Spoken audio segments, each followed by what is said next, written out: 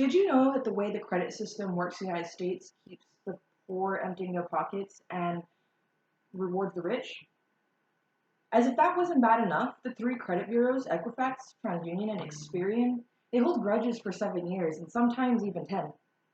The benefits are pretty hard to ignore when you get denied for a mortgage or that loan you desperately needed, or maybe you got denied a job just based on a credit decision. Maybe you're just tired of paying high interest on a vehicle. I've been working in the credit industry since 2015, and I've done extensive research as well as listened to many credit experts all over the United States. And it's pretty evident that having good credit can really affect the quality of your life, and it's pretty beneficial to have. Today, I'm going to talk to you about three benefits of having good credit. Let's start with financing a home. I may be talking about you or maybe someone you know, but let's say you have a growing family and you get denied for a mortgage. And, getting slapped with that denial it's pretty, it hurts, to say the least. But let's take a look at the Federal Housing Administration. The FHA has a lot of information on their website on what will get you denied for a mortgage. So if you have a score lower than 500, you're going to get denied, plain and simple.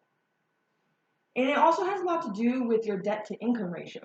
So let's say that you do have good credit.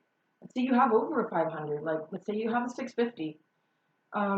Now, if your income is over here and your debt is over here, then you're not going to get approved just based on the decision that you have too much debt for the amount of income that you make.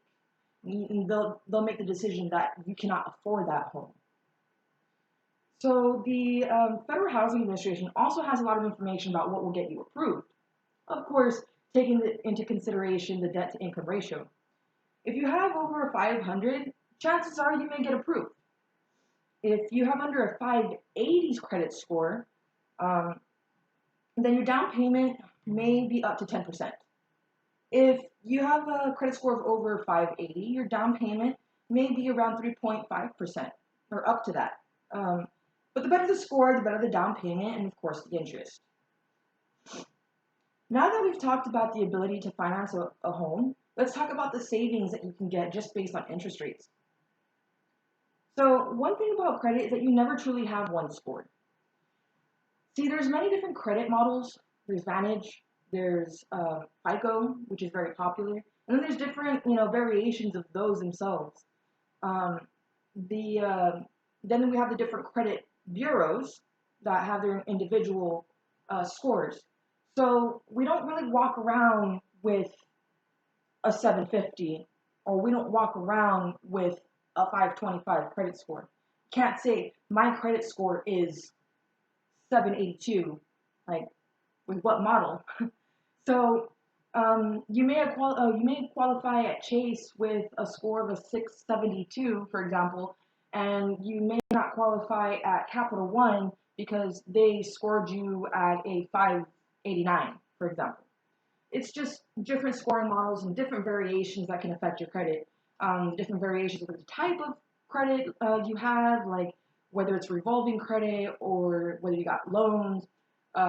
There's just different factors in the payment history. Anyway, so that's just something that I want you all to keep in mind. Consumer Reports is a nonprofit organization for consumers like you and I, and they have a lot of good information about the difference that credit scores can make. So there's different categories that you get placed when you go apply for a vehicle. There's super prime, prime, non-prime, subprime, and deep subprime. And you're ranked in these based on the credit score that they have put you in. Again, depending on what model they're using.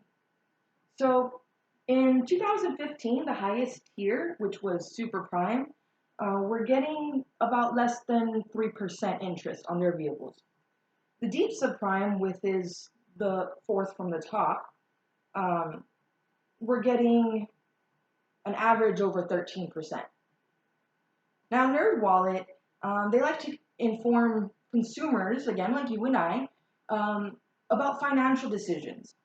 So NerdWallet said that the average prime uh, consumer got a 5% interest rate versus sub the deep subprime getting up to 15%. That's a huge difference just because of a number. So on a $20,000 vehicle at a 5-year note, we're looking at $483 versus $378 a month. So now that we know about financing homes and the savings you can get with interest rates, with lower interest rates, let's talk about a life-changing thing, which as if those weren't life-changing, right? But a good job could change your life. So let's take a look at some employers. Employers look at your some employers look at your credit history. And the reason why I look at your credit history is because they're looking for signs of theft, fraud, or even bribery. One of the biggest employers that check your credit is our federal government.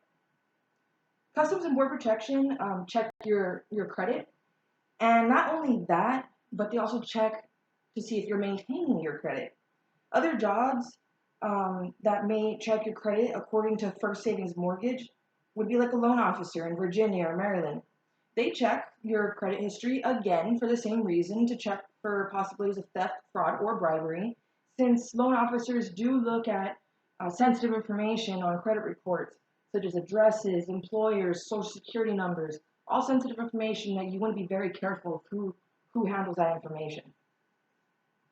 So now with all that we know, it's pretty beneficial to have good credit. You can qualify for a mortgage or get a good job opportunity, and you can even save money with low interest rates. Now, while it may seem like Fair Isaac isn't always fair, you can use a credit monitoring service to monitor your credit. So next time when you apply, you'll feel a little more secure in yourself of the decision it's going to have. It'll give you some sort of peace of mind. So when you apply next time, remember these 3 things as encouragement into having a more comfortable life.